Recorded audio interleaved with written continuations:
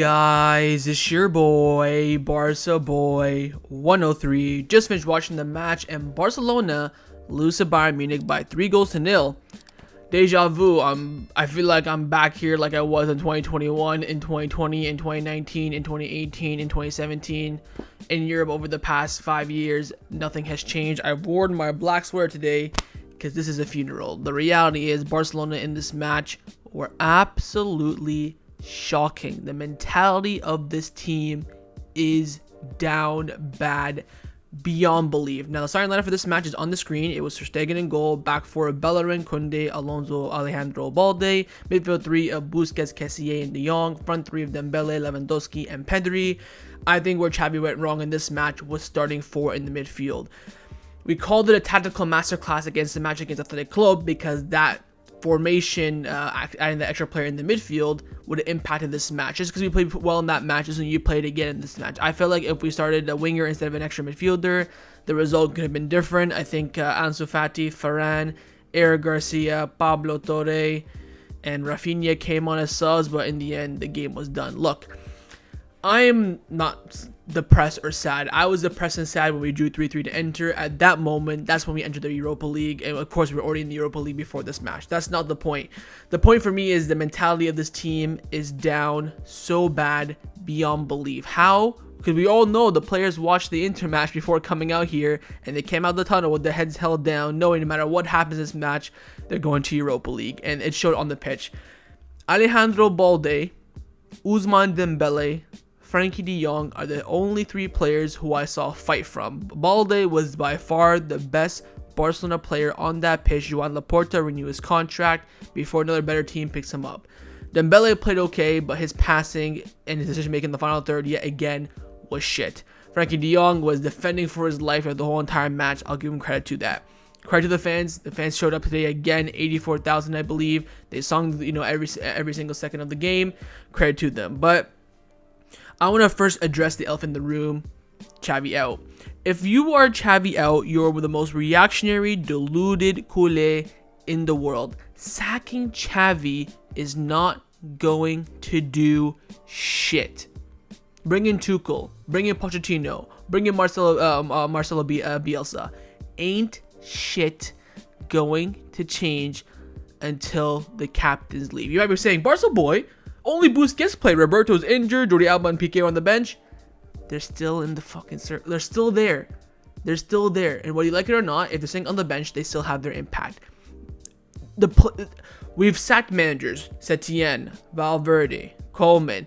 We've done that route. Now it's about getting rid of players internally. Sacking Xavi ain't gonna fix anything. You get that manager boost. Tuchel will come in or whoever it is, for example. With the boost 2 months, it's a whole entire circle, it's a 360. It's a circle, sack someone, hype, captain's out, a coach gets sacked. We've done this before.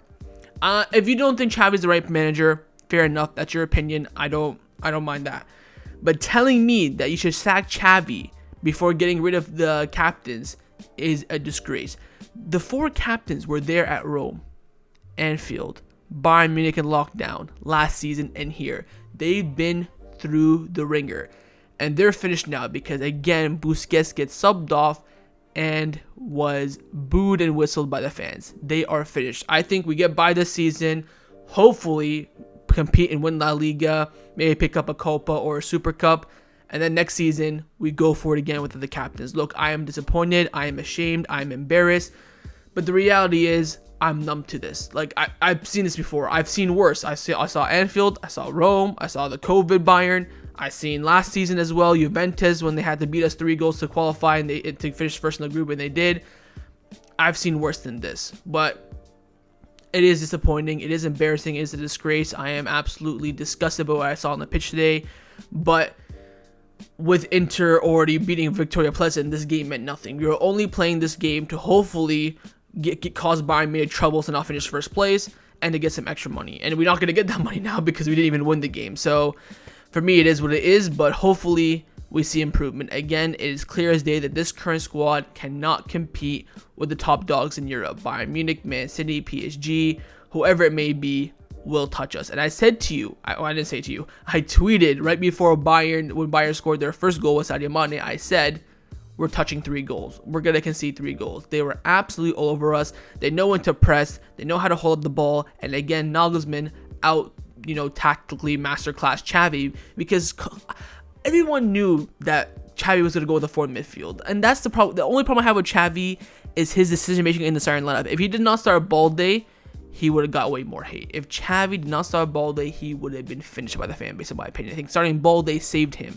Going with 4 in the midfield is idiotic and retarded and reactionary from him as well. And hopefully he learns from this. Because again, I still believe Xavi is the right man, right manager. We just had to stick with him for a bit and back him. I think at the end of the season, you judge him. If he doesn't win any trophies, maybe at the end of the season you can sack him. Maybe I'll be Xavi out by then. Who knows? But at this current moment, there's other priorities out there. And, you're looking at this, it's going to be our last game of the Champions League for 2 years at the Camp Nou. Because, of course, next season we're going to be at the Mojica, the Olympic Stadium in Catalan. So it's just absolutely dreadful. Speaking of, I want to talk about one player. He's on the screen right there. Hector Bellerin. My God. Holy crap. I got Semedo flashbacks from his performance. People are slating Bellerin. I understand that. Why did we sign him? Blah, blah, blah. It was either Bellerin or nothing, first of all. Second of all, he's just come back from injury and he has no match fitness. Third of all, I don't even know what a third of all is. He was just absolutely atrocious. If he just stepped a foot forward for both the Sadio Mane and the Choupo-Moting goal, they would have been disallowed for offside. But again, you want to count that as individual mistake? I'm not quite too sure. But the reality is that Barcelona, at the top peak of Europe, we ain't there. We ain't even close, to be honest. A lot of things have to change inside the team. Firstly, being getting rid of the captains. I think you get rid of the captains, bring in replacements that are suitable for the club. We will see that level up again. Bellerin was last second. It was either him or nothing. We took him. I've seen some people slating Marcos Alonso. That's on Xavi. So if you want to go on Xavi on that, I'm okay with that. But I think Alonso as a center back hasn't been too bad. Of course, at left back, he's been shocking. I've seen some people go at Kessie as well. Look, Kessie is a free transfer, experienced player, still getting used to the system, the culture, and the language. I think he'll come good. I don't think he played too badly in this match, but I can see, not just from him, but from the whole entire team, how in the big moments, in the big matches, there is a lack of chemistry. Against Villarreal, against Athletic Club, against whoever it may be in La Liga, mid-table, low-table, bomb, we're flowing, we're looking beautiful. But against the top teams, it's non-existent. I feel like, again, the mentality of the team, the players, is finished. Keep in mind, Frankie de Jong was there for 8-2. He was there for Juventus, for PSG, so he's experienced that as well. I think the mentality of the captains is now wearing off on the players. We're seeing young players coming through, Xavi, Balde, Pedri, and I don't want them to go through that same mentality issue. That's why I think getting rid of all four of the captains this summer will be pivotal, and I think all 4 of them will leave, if not a bare minimum of 3 will leave, in my opinion. But again, this match just shows you how we're not even close to competing in Europe, how there's a lot of work to be done. I still back Xavi. I still think Xavi's the right person, and I think you should as well, at least until the end of the season. We're still in La Liga. We got Super Cup and Copa to come, and also we have the Europa League. Europa League's going to be different. We're seeing, Juventus dropping in, Ajax dropping in from the Champions League. I think Atletico Madrid may drop in. Tottenham look like a world of trouble. You have Salzburg, AC Milan dropping in. You already have Man United and Arsenal in it already. I would much rather just sack off Europa League and just focus on La Liga, to be honest. That's just my opinion. If you think we should go for it, let me know that in the comments below. I personally would just play the kids, focus on La Liga, Copa, and Super Cup, and try to win those. But again, like Xavi said at the beginning of the season, it's all about trophies this season. If we walk away with nothing, it'll be a failure. Then I think Xavi's job will be on the line for sure. But if we win, then you can say, you know what, we'll give Xavi one more go. The fans at the stadium today were chanting Xavi Hernandez, lo, lo, lo, lo, Xavi Hernandez, which for me is good because they're still backing the manager, which I think is the right move. But they did whistle off Busquets, which of course is a big sign as well. So we'll have to wait and see. But look, I am very, very disappointed. I'm very, very upset. I'm very gutted. We're back in the Europa League again, but I still see the path to success with the manager and the signing and the board. I think the board have done an incredible job signing the right players. Again, I don't want to blame injuries and stuff. You look at I hate deflecting the blame because we were absolutely shit tonight, but Matteo Aleman came out before the match saying that, look, we analyzed what happened in the games. Bayern Munich, we played well but couldn't finish. Then in the inter match, we got finessed by the referees. Understandable. You look at international break, cursed against Barcelona, came back again. If we had Araujo, Christensen, maybe a fit Depay, would that have changed anything? I think having Araujo would have definitely changed something, but if you look at it on paper, we're just missing Araujo. Kounde's there against, maybe still come back from injury, but he's playing well recently. Balde's there, Lewandowski's there, De Jong's there, all the forwards are there, so we're just missing Araujo. Are we really that crap without one center back? For me, that's a problem. Well, and then you can look at Christensen as well, but look, there's a lot of if, buts, and maybes for Barcelona. Everything has, I think for a fact, this is a fact, that everything has gone against us. Referee decision, not finishing chances. We've been literally given the toughest group possible. If you told me what pots, who I don't want, pot 1 I would say Bayern Munich, and then pot 3 I would have said Inter Milan. We got the hardest group, but this is not an excuse. This is Football Club Barcelona. You have to go out there and perform, no doubt about that. But everything did go against us. That's why I think Xavi is still deserves more time and more of a chance. But what this group stage has told me is that the captains are so finished. They are so finished beyond belief. I already knew that they were finished, but you're still clinging on because of, nostalgia and stuff like that. But now I'm saying get the fuck out.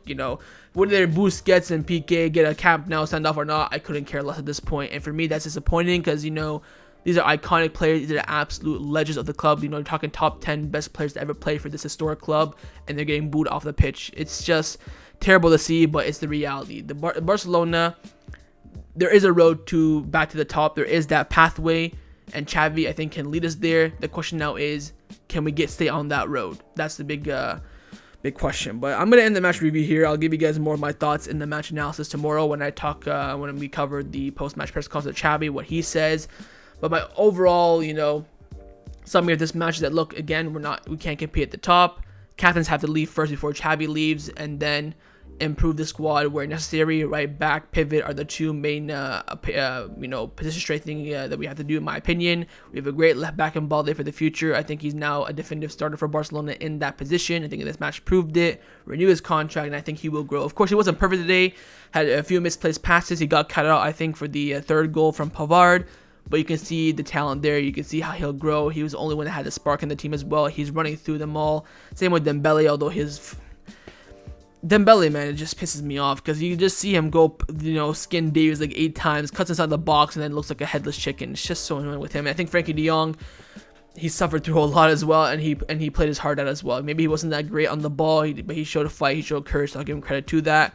This match, by the way, was probably Ter Stegen's worst performance. I think for the second goal, Choupo-Moting, he can save that. I don't know why he has his legs so open. If you just come down with the knee first, it's a save. The chip from Mane is just brilliant from him, and then the last goal is just far post open. But anyways, I'll end it here. Leave me your thoughts down below. If you're Xavi out, please don't subscribe and leave, because then you're just so freaking reactionary. It's ridiculous. It's not going to change anything attacking Xavi. I promise. You'll get that manager boost for 2 months, but then other than that, it's going to be the same shit all over again. So hope you guys enjoyed this match review. If you did, drop a like, subscribe if you want to. I mean, it is what it is. But Europa League is going to be happening in February, I believe. So by then, the Super Cup would have happened in Copa del Rey. So hopefully the team has a boost then. But again, the Champions League has just told us that the captains of this team are finished, and they should be going first before a new manager is considered, in my opinion. So that's all I have to say. I'll end it here. Drop a like, subscribe down below, and I'll see you guys next time on the channel. Should I say Forza Barca? Go on then. Visca Barca, Visca Catalunya, of course. We ride with the team no matter what. We've been in worse moments, let's be honest. But again, still back the team. They will come back this season. I am sure of it. I believe in Xavi. I believe in all the players except for the captains. But I think we have that pathway to success. The question now is, can we stay on the road? The road is there. And we'll see how the club does from now until the end of the season. But so far, the first task at hand was the Champions League. And you do get a big X. Massive failure. We still have 3 more boxes to check off. And let's hope we can check them off. So I'll see you guys next time on the channel. Take care and Forza Barca.